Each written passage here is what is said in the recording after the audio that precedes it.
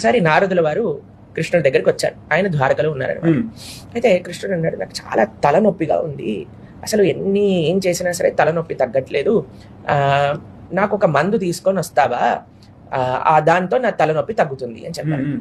నారదుల వారు అన్నారు, అయ్యా ఏ మందు కావాలి చెప్పు, నేను తీసుకొస్తాను. ఏం లేదు, నా భక్తుల యొక్క పాదాల పైన అంటుకున్న ధూళి అంటే మట్టి, మా భక్తుల పాదాల మట్టి తీసుకొచ్చి నా తలపైన రాస్తే తగ్గుతుంది అని అన్నారు.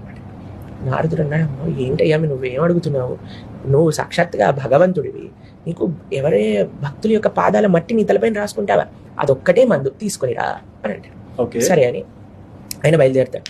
ప్రతి ఒక్కళ్ళ దగ్గరికి వెళ్ళి అడుగుతారు, అయ్యా మీరు కృష్ణ భక్తులు కదా, తీసుకొని ఇవ్వండి.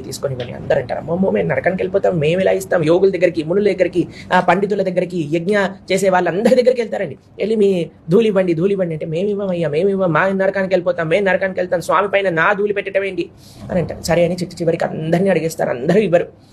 బృందావనానికి వెళ్తారు. రాధారాణి ఇంకా గోపికలందరూ ఒక ప్రదేశంలో యమునా నదీ తీరంలో యమునా జలాన్ని పట్టుకుంటూ ఉన్నారనమాట. అక్కడికి వెళ్ళి నారదుడు అంటారు, అయ్యా మా కృష్ణుడికి తలనొప్పిగా ఉంది, కృష్ణుడు అంటున్నాడు తన భక్తుల యొక్క పాద ధూళి కానీ తన శిరస్సు పైన రాసుకుంటే పోతుందట.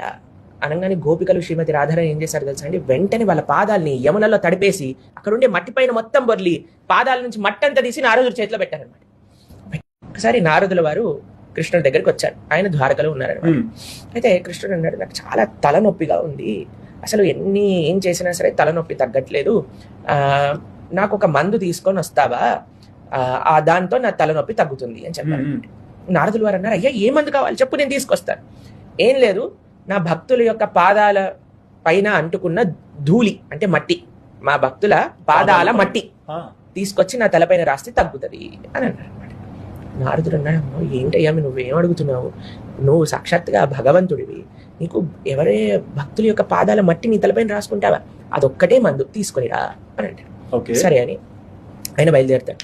ప్రతి ఒక్కళ్ళ దగ్గరికి వెళ్ళి అడుగుతారు, అయ్యా మీరు కృష్ణ భక్తులు కదా, తీసుకొని ఇవ్వండి. అందరూ అంటారు, అమ్మో మేము నరకానికి వెళ్ళిపోతాం, మేము ఇలా ఇస్తాం. యోగుల దగ్గరికి, మునుల దగ్గరికి, పండితుల దగ్గరికి, యజ్ఞ చేసే వాళ్ళందరి దగ్గరికి వెళ్తారండి. వెళ్ళి మీ ధూళి ఇవ్వండి అంటే మేము ఇవ్వం, మా నరకానికి వెళ్ళిపోతాం, మేము నరకానికి వెళ్తాం, స్వామి పైన నా ధూళి పెట్టడం ఏంటి అని అంటారు. సరే అని చివరికి అందరినీ అడిగేస్తారు, అందరూ ఇవ్వరు. బృందావనానికి వెళ్తారు. రాధారాణి ఇంకా గోపికలందరూ ఒక ప్రదేశంలో యమునా నదీ తీరంలో యమునా జలాన్ని పట్టుకుంటూ ఉన్నారనమాట. అక్కడికి వెళ్ళి నారదుడు అంటారు, అయ్యా మా కృష్ణుడికి తలనొప్పిగా ఉంది, కృష్ణుడు అంటున్నాడు తన భక్తుల యొక్క పాద ధూళి కానీ తన శిరస్సు పైన రాసుకుంటే పోతుందట.